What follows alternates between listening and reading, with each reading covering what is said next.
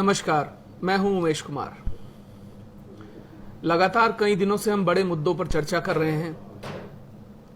आपसे हमने समर्थन भी मांगा और आपने हमें समर्थन भी दिया। कई सवाल खड़े हुए, उन सवालों के जवाब दिए गए। उन जवाबों के ऊपर भी सवाल खड़े हुए, उनके भी जवाब दिए गए। लेकिन जो जवाब हमने दिए, उन जवाबों से खड़े हुए सवालों का जवाब किसी ने नहीं दिया। किसी को षड्यंत्रकारी कह देना, किसी को ब्लैकमेलर कह देना, किसी को दलाल कह देना बड़ा आसान होता है। लेकिन जब उसे साबित करने की बारी आती है तो सब बगले झांकने लगते हैं। और ये सवाल जब और ज्यादा गंभीर हो जाते हैं, जब समाज के लिए सवाल उठाने वाले मूक दर्शक बन जाएं, कथनी और करनी में फर्क बन जाए।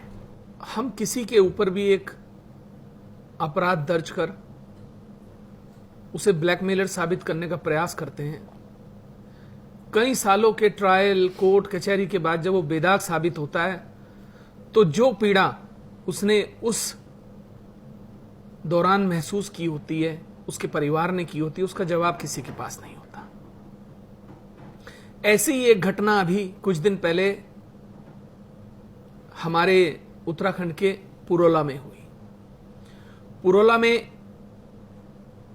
एक ऐसे युवा को जो पहाड़ के लिए, जो पलायन के लिए, जो अपने क्षेत्र के लिए, जो किसानों के लिए लगातार काम कर रहा था, उस पर मुकदमा दर्ज हुआ। रातों रात उसको जेल भेज दिया गया। एक आतंकवादी की तरह उसे रातों रात उसके घर से गिरफ्तार किया गया और यह कहा गया कि वो सामाजिक सौहार्द बिगाड़ने का प्रयास कर रहा था। उसकी गलती क्या थी? वो इतना बदतमीज क्यों हुआ? उसने इतनी बदतमीजी क्यों की? आइए राजपाल रावत से बात करते हैं। राजपाल, आपका स्वागत है। धन्यवाद सर। आप बदतमीज क्यों हैं? आपने मुख्यमंत्री के ऊपर अभद्र टिप्पणियां क्यों की? सर, मैं भी काफ़ी लंबे समय से इस बदतमीजी को बर्दाश्त कर रहा हूँ। काफ़ी सारी ऐसी बदतमीजियाँ हैं जो मैं काफ़ी लंबे समय से बर्दाश्त कर रहा हूँ और अब ये बर्दाश्त से बाहर हो गई तो मुझे भी बदतमीजी पे उतरना पड़ा। हालांकि मैं इस बदतमीजी के लिए सारे मानव समाज, अपनी जितनी मानव सभ्यता से माफ़ी मांगता हूँ कि जो शब्द मैंने लिखे, लेकिन काफ़ी सारी बदतमीजियाँ ऐसी हो गई कि जो मेरे बर्दाश्त से बाहर की बात हो गई, इसलिए मुझे भी बदतमीजी पे उतरना पड़ा। राजपाल, वो क्या बदतमीजियां हुई जिन्होंने आपको इतना मजबूर कर दिया कि आपने मुख्यमंत्री को कई अभद्र शब्दों से, कहीं बदतमीजी के साथ सोशल मीडिया पर लिख डाला कि हमारे मुख्यमंत्री जो हैं वो डैश डैश हैं, वो ऐसे हैं, वो वैसे हैं, मैं प्रधानमंत्री के सामने उनकी पोल खोलूंगा। वो कौन सी पोल थी जिस पोल को खोलने का डर शासन प्रशासन को हुआ और आप रातों रात गिरफ्तार कर लिए गए? ये सब लोग जानना चाहते हैं क्योंकि सबके मन में है।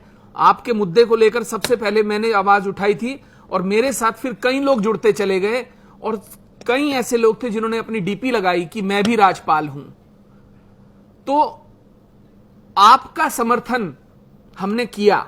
उस समय हमें लगा कि यह गलत हुआ, लेकिन आज हम जानना चाहते हैं कि वो क्या गलती थी, वो बदतमीजी क्यों आपने की थी जिसके कारण आप जेल भेजे गए? जी सर, मैं आपको विद डॉक्यूमेंट्स दिखाना चाहता हूं। सर, पहली बदतमीजी ये है, ये प्रधानमंत्री कार्यालय से पहला आदेश है जो कि हमारी गवर्नमेंट ने, उत्तराखंड सरकार ने जो है पुलिस मुख्यालय को ट्रांसफर कर दी है। आप इसके विश्लेषण में सीधा देख सकते हैं कि उक्त शिकायती प्रार्थना पत्र जांच आवश्यक कार्यवाही हेतु क्षेत्राधिकारी बड़कोट को प्रेषित किया गया। आप सामने दिखाइए, जनता देखना चाहती है। ये मैं दिखाऊंगा सर इसको। दिखाइए जी, दिखाइए। ये है सर जो प्रधानमंत्री कार्यालय से पहली बार आदेश हुआ था और हमारी उत्तराखंड सरकार ने इसको पुलिस मुख्यालय देहरादून को ट्रांसफर कर दिया और इसके विश्लेषण में इन्होंने स्पष्ट लिख दिया कि ये पुलिस का मैटर ही नहीं था। मैं आपको पढ़ के सुनाता हूं सर कि उक्त शिकायती पत्र जांच आवश्यक कार्रवाई हेतु क्षेत्राधिकारी बड़कोट को प्रेषित किया गया। क्षेत्राधिकारी बड़कोट द्वारा अपनी जांच रिपोर्ट में जांच रिपोर्ट के माध्यम से अवगत कराया गया कि आवेदक द्वारा उल्लेखित तथ्य भारत सरकार एवं राज्य सरकार द्वारा वित्त पोषित विकास योजनाओं एवं निर्माण कार्यों से संबंधित है। आवेदक की प्रचलित योजनाओं में बरती गई या बरती जा रही अनियमितताओं की कुंठा के संबंध में संबंधित विभागों या किसी स्वतंत्र जांच इकाई से जांच कराना समीचीन प्रतीत होता है। साथ ही बैंकों की समस्या भी ये चिट्ठी क्या प्रधानमंत्री कार्यालय द्वारा लिखी बिल्कुल सर, ये प्रधानमंत्री कार्यालय को लिखी गई थी, वहां से ये राज्य सरकार को प्रेषित हुई है। राज्य सरकार ने इसको पुलिस मुख्यालय में दिया है और पुलिस मुख्यालय ने 1 साल बाद इसमें लिख दिया कि ये पुलिस के अधिकार क्षेत्र का ही मामला नहीं है। ठीक है सर, मतलब 1 साल उस चीज को पुलिस ने दबा कर रखा, बिल्कुल, और 1 साल बाद ये कह दिया कि ये पुलिस का क्षेत्राधिकार का मामला नहीं है। बिल्कुल। उसके बाद ये मामला फिर कहां गया? सर ये इसमें मैं आपको डिटेल बताता हूं सर। ये इसमें पहली बदतमीजी थी, इसको पुलिस मुख्यालय को ट्रांसफर कर दिया गया। दूसरी बदतमीजी इसमें यह है कि जब ये पुलिस के अधिकार क्षेत्र का मामला ही नहीं था, बावजूद इसके भी पुलिस जो है लगातार मनरेगा की जांच ग्राम सभा में कर रही थी। कई बार 15 से ज्यादा बार वहां पे पुलिस कंटिन्यू आई। बात में मुझे पुलिस थाने में बुलवाया जाता था, बात में मुझे परेशान किया जाता था, जबकि बाद में इसमें लिख के आया कि पुलिस के अधिकार क्षेत्र में नहीं है। सर पहली बदतमीजी तो ये है। दूसरी बदतमीजी का सबसे बड़ा जो दूसरी बदतमीजी ये है सर, ये प्रधानमंत्री कार्यालय से दूसरा आदेश है और इसमें ये स्पष्ट लिखा हुआ है कि ग्राम विकास विभाग से संबंधित प्रकरणों पर आवश्यक कार्यवाही हेतु प्रेषित। सर ये लेटर 1.5 साल तक ब्लॉक प्रोला में दफन रहा। मैंने पीएमओ से पता लगाया, पीएमओ के बाद मैंने राज्य मनरेगा पौड़ी से पता लगाया, पौड़ी के बाद मुझे डिटेल मिला कि ये जो है वहां पे ब्लॉक प्रोला में ये कागज पहुंच चुका है, 1.5 साल पहले पहुंच चुका है, जो इन्होंने दफन करके रखा हुआ था। 1.5 साल बाद जब मैंने इनसे ये कागज मांगा, बड़ी मुश्किल से, जब लाइव वीडियो आप देख सकते हैं मेरी फेसबुक आईडी पे, लाइव वीडियो डाल के तब जाके मुझे ये कागज मिला। इस पे मैंने आरटीआई लगाई कि भाई आपने इस पे क्या कार्रवाई की, ये सीधा कार्रवाई के लिए प्रेषित है। तो आरटीआई में सर मुझे कुछ जवाब नहीं मिला। ये समाधान पोर्टल का जवाब इन्होंने इसमें समाधान पोर्टल का जवाब ये इसमें दे रहे हैं कि ये समाधान पोर्टल का। इस पे मैंने अपील लगाई तो वो कागज सब गायब हो गए। सर उस दिन जो बदतमीजी का कारण रहा, मैं ब्लॉक में गया, मैंने उनसे पूछा कि प्रधानमंत्री कार्यालय से आपके लिए सीधी कार्रवाई के आदेश हैं, आपने इस पे क्या कार्रवाई की? तो उन्होंने मुझे डायरेक्ट कहा कि तेरा प्रधानमंत्री तुझे बचाने नहीं आएगा और तूने आरटीआई लगाने की परंपरा यहाँ पे शुरुआत तूने की है और इसका खामियाजा तुझे सारी जिंदगी भर भुगतना पड़ेगा। मतलब आपको ये बोला गया कि अब आपका प्रधानमंत्री आपको बचाने नहीं आएगा और इसका खामियाजा आपको जीवन भर भुगतना पड़ेगा। उसके बाद क्या हुआ? सर और मैं भुगत रहा हूँ। 3 साल पहले इन्होंने बहुत मुश्किल के कबाड़ के जुगाड़ से 8 साल से कंटिन्यू सर मैं उस प्रोजेक्ट के लिए बैंक में लोन लगा रहा हूँ। क्या प्रोजेक्ट है ये? क्या प्रोजेक्ट सर? ये प्रोजेक्ट है सीमेंट रिलेटेड स्टील प्रोडक्ट की फैक्ट्री मुझे एक वहां पे लगानी थी। मैं उसको लगा चुका हूं सर जुगाड़ से, टोटल कबाड़ के जुगाड़ से मैंने वो यूनिट खड़ी की है। 15 आदमियों का स्थायी स्वरोजगार उसमें है। 5,000 से मैंने उस यूनिट को स्टार्ट किया, 5,000, और टोटल इधर उधर कबाड़ इकट्ठा करके मैं उसको किसी तरीके से चला रहा था। इसके साथ ही मैंने कृषि के व्यवसायीकरण का मॉडल के लिए वहां पे 700 अलग अलग प्रकार के पौधे लगाए थे, जो हमने ग्राफ्टिंग सिस्टम से, प्रूनिंग सिस्टम से, कई अन्य तकनीकियों से जो उन नए पौधों को तैयार किया था। और ये एकदम न्यू टेक्नोलॉजी के पौधे थे जिनको इन्होंने पूरी तरीके से तबाह कर दिया, बर्बाद कर दिया, उजाड़ दिया। सर ये बदतमीजियां हैं और ये बदतमीजियां हम बहुत लंबे समय से बर्दाश्त कर रहे हैं और जब ये बर्दाश्त से बाहर की बात हो गई तो हमें भी बदतमीजी पे उतरना पड़ा। तो आपने वो पोस्ट क्या थी, वो पोस्ट क्या लिखी थी और क्यों लिखी थी? आपने प्रधानमंत्री को आप क्या यही दस्तावेज दिखाना चाहते थे? यही चीजें, वो क्या घोटाले हैं या वो कौन सी ऐसी चीजें हैं जिनको आप दिखाना चाहते थे? वो क्या था? सर उत्तराखंड के पहाड़ी जिलों में, मैं अपने यहाँ की बात करता हूँ, ये आरटीआई आपके सामने है सर, ये आरटीआई आपके सामने है। मेरी सरकार मुझे इसमें से एक योजना बता दे कि इन्होंने जो है ये रूल रेगुलेशन डिसिप्लिन से की है या मनरेगा की गाइडलाइंस के अंतर्गत की है। 40% मनरेगा में ओपन चलता है, खुलेआम 40% चलता है। उत्तराखंड का बच्चा पहाड़ का बच्चा जानता है कि 40% खुला चलता है और 40% बैकडोर से चलता है। सबके साथ सबके विकास की बात। मैं खुद एक भाजपा का कार्यकर्ता हूं। 1991 से भाजपा की जमीन बनाने के लिए हमने अपना बहुत कुछ खोया है, वहां का इतिहास गवाह है। बात सबका साथ सबका विकास की थी। जब मनरेगा जैसी योजनाओं में अगर 80% गबन होने लगेगा तो ये तो सरासर बदतमीजी है। इस बदतमीजी को हम कब तक बर्दाश्त करें? आपके पिता राज्य आंदोलनकारी हैं? जी सर। कितनी बार जेल गए हैं? सर शायद 2-3 बार जेल गए हैं। आपकी गिरफ्तारी पर उन्हें कैसा लगा? सर जो एक पिता को अपने बेटे के प्रति लगता है वैसे ही उन्हें भी महसूस हुआ होगा। क्या आपको लगता है कि आपके पिता ने जो राज्य आंदोलनकारी का फर्ज निभाया था, जो लड़ाई लड़ी थी, जिसके लिए वो जेल गए थे, वो सपना उन शहीदों का जो शहीद हुए थे सच हुआ? सर मैं आपको थोड़ा सा पीछे ले चलूंगा इसमें। जब उत्तराखंड आंदोलन चल रहा था तो मैं उस दौरान अपने कॉलेज में था और वहाँ पे जो हमारे प्रोला ब्लॉक का पूरा उत्तराखंड जो भी वहाँ पे चल रहा था वो सब हमारे घर से ही हैंडल हो रहा था। मेरे पापा और मेरे ताऊजी उसकी मेन स्ट्रीम में थे, दोनों ही लोग उसको पूरे आंदोलन को हैंडल कर रहे थे। और उस वक्त फोन फान का जमाना भी नहीं था, सब हाथ से ही सारा कुछ हाथ से ही लिखा जाता था। तो मैंने इस आंदोलन को काफी नजदीक से देखा और पूरी रात भर लोगों का आना जाना उठना बैठना मेरे घर पे लगातार रहता था। तो उन लोगों के जो सपने थे कि हमारे आने वाली पीढ़ियां ऐसे होगी, हमारे बच्चे ऐसे होंगे, हमारा भविष्य ऐसे होगा, आने वाली पीढ़ियों का भविष्य ही होगा, इन सब चीजों के लिए उत्तराखंड मांगा गया था सर। मैं दिल से उस आंदोलन से जुड़ा हुआ था। मैंने अपना अमूल्य समय, मैंने अपनी जिंदगी का सबसे अहम समय उस आंदोलन में बर्बाद किया। इस दिन के लिए नहीं किया था जो दिन ये लोग हमें दिखा रहे हैं। इस दिन के लिए हमने बिल्कुल भी उत्तराखंड नहीं मांगा था। गुंडा राज, माफिया राज, भ्रष्टाचार, शोषण, आतंक का जिस तरीके से इन्होंने वहां पे नंगा नाच कर रखा सर, मैं बता नहीं सकता। आपको जितने प्रूफ चाहिए मैं आपको यहाँ पे खुल के बताइए, आप खुल के बताइए राजपाल। और इस बात की जिम्मेदारी मेरी है कि अगर आपको कोई भी पुलिस, कोई भी संस्था, कोई भी सरकारी संस्था उत्तराखंड की आपके खिलाफ कोई भी कार्रवाई करेगी, उसकी लड़ाई मैं लड़ूंगा। तो बिना किसी डर के, बिना किसी भय के, जो मन में है आज बोलिए, इस मंच पर बोलिए।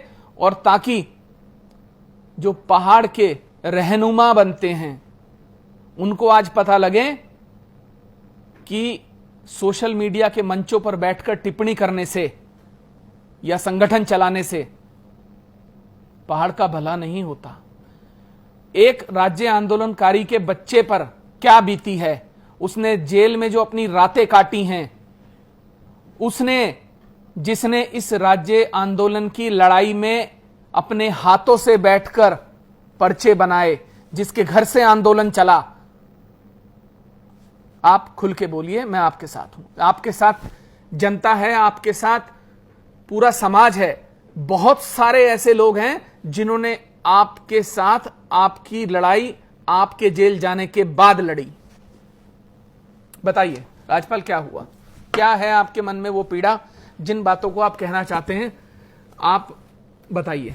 जी सर, मैं यही कहना चाहता हूं कि जो हमारे राज्य आंदोलनकारियों के सपने थे, अरे जिसके लिए उन्होंने कुर्बानी दे दी, अपनी शहीद हो गए, वो हमारी माताओं बहनों ने अपनी इज्जत लुटवा दी जिस सपने के लिए, उस सपने का आज क्या हाल है, क्या हश्र हो रहा है, उसके विपरीत हमें क्या मिल रहा है। पहाड़ के पहाड़ बेचने के लिए बने हैं क्या? बेचने के लिए तो उन लोगों ने अपनी कुर्बानी नहीं दी कि ये लोग हमें बेच देंगे, ये लोग हमें हमारे घर से निकाल देंगे, और ये लोग जबरदस्ती हमें हमारे घर से निकालने पे उतार हुए हैं। बहाना सिर्फ पलायन का है कि पलायन हो रहा है, पलायन हो रहा है। कुछ नहीं पलायन हो रहा, पलायन जबरदस्ती करवाया जा रहा है, जानबूझ के करवाया जा रहा है, शोषण करके करवाया जा रहा है, जबरदस्ती मार पीट के जैसे भी हो इनका शोषण किया जाए, इनको यहां से निकाला जाए ताकि इनकी जमीनें खाली हो और हम इसे बेच सकें। ये मेरे दिल का दर्द है सर, जो मैं भुगत रहा हूं और जो मैं भुगतता आया हूं पीछे से। आपकी जानकारी में कौन कौन से ऐसे भ्रष्टाचार हैं या कौन कौन से ऐसे क्षेत्र हैं जहां आपको लगता है कि भ्रष्टाचार इस समय चरम पर है? पूरे पहाड़ में सर, उत्तराखंड के पूरे पहाड़ के जितने जिले हैं, हर जिले में भ्रष्टाचार, शोषण का खुलेआम नंगा नाच चलता है। कोई किसी की वहां पे कोई कंट्रोल नहीं है, किसी चीज का कोई कंट्रोल नहीं है। मैं आपको बता दूं, अगर मनरेगा जैसी बेसिक आप विकास की बात करोगे कि सबका साथ सबका विकास, तो मनरेगा जैसी बेसिक योजनाओं में अगर 80% खुलेआम गबन हो रहा है, मन मर्जी के मुताबिक भ्रष्टाचारी वहां पे नाच रहे हैं, नंगा नाच कर रहे हैं, मन मर्जी के मुताबिक वहां पे भ्रष्टाचार हो रहा है, तो सबका साथ सबका विकास कैसे होगा? मोदी जी का जो नारा है सबका साथ सबका विकास, मैं भी एक बीजेपी का कार्यकर्ता हूं, मुझे दुख होता है। उनका आदेश है कि सबका साथ सबका विकास होना चाहिए। कैसे होगा जब मनरेगा जैसी योजनाओं से 80, 90, 100%, 100% तक गबन होगा? राजपाल, आपने जब मुख्यमंत्री कार्यालय को चिट्ठी लिखी तो उन्होंने तो जांच के आदेश किए। सर मैं इस बारे में कुछ नहीं जानता। जब मेरे साथ में ये घटना हुई पहली बार, जब मैंने आरटीआई से जानने की कोशिश की कि मनरेगा में असल में मनरेगा में चल क्या रहा है, मैं आपको डिटेल बताऊं। मनरेगा के बारे में हम लोग या मैं जैसे पहाड़ के लोग हैं वो इतना जानते हैं कि फलाने के खाते में पैसे आए, फलाने को 200 रुपए, 400 रुपए, 500 रुपए उन लोगों ने देने, पैसे मांग के उन लोगों ने अपने पास में रख लिए। इसके अलावा मनरेगा के बारे में इससे ज्यादा कोई कुछ नहीं जानता। क्या है मनरेगा का घोटाला, क्या है मनरेगा का मामला? आप सर ये देख सकते हैं, ये पूरी मनरेगा की फाइल है। इस फाइल में से मेरे को मेरी राज्य सरकार मुझे एक योजना बता दे कि ये हमने जो है ये मनरेगा की गाइडलाइंस के अंतर्गत हुई है। मनरेगा की गाइडलाइंस एक भी गाइडलाइंस इसमें पूरी हुई हो, मनरेगा की गाइडलाइंस का एक भी रूल्स आपने जो इसमें फॉलो किया है, ये पूरी आरटीआई है सर। आप दिखाइए।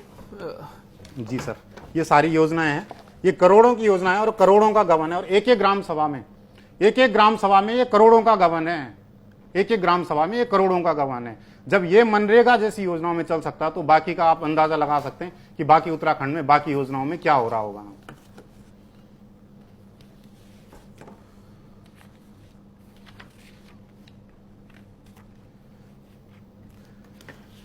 अच्छा चलो, माना कि भ्रष्टाचार हुआ है, होता है। अगर हम भ्रष्टाचार को उजागर कर रहे हैं, भ्रष्टाचार के खिलाफ अगर बोल रहे हैं, भ्रष्टाचार को कहीं पे उजागर, एक किस्म से आप ये मान सकते हैं कि हम राज्य सरकार का साथ दे रहे हैं कि हमने भ्रष्टाचार को उजागर किया कि ये। लेकिन नहीं, मैं अपने मामले में बता दूं, मैंने वहां पे 17 बार मैं एसडीएम साहब के पास गया, 9 बार मैंने डीएम साहब को लिखा, 40 बार मैं मुख्यमंत्री साहब को लिख चुका हूं, राज्यपाल को मैं 3-4 बार लिख चुका हूं, प्रधानमंत्री कार्यालय से 2 बार आदेश हो चुके हैं, लेकिन कार्रवाई के नाम पे सब जीरो हैं। और ये 5 साल हो गए पूरे इस लड़ाई को लड़ते लड़ते हैं। और इस लड़ाई के उसमें मैंने अपना स्वरोजगार, जो पता नहीं किस मुश्किल से, किस हालात से हम वहां पे बनाते हैं, जूझते हैं, करते हैं, उसको उजाड़ दिया। और किस तरीके से गुंडा राज से मैं आज लड़ रहा हूं, मैं बता नहीं सकता आपको। राज्यपाल, पूरा प्रकरण समझने और सुनने के बाद जी सर, मुझे लगता है कि कहीं ना कहीं व्यवस्था में कोई बहुत बड़ा लूप है, कोई बहुत बड़ा एक ऐसा छेद है जिसकी भरपाई कोई नहीं कर पा रहा, जिसे कोई नहीं भर पा रहा, ना जो किसे कोई देख पा रहा है।